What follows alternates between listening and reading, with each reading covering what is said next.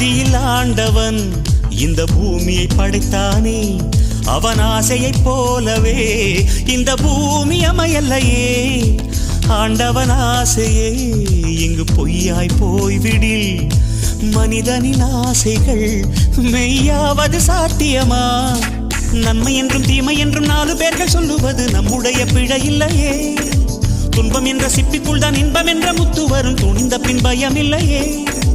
கண்ணீர் துளியில் வைரங்கள் செய்யும் கலைகள் கண்டு கொள்.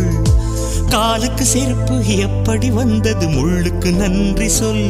புயல் மையம் கொண்டால் மழை மண்ணில் உண்டு, எந்த தீமைக்குள்ளும் சிறு நன்மை உண்டு. ஓ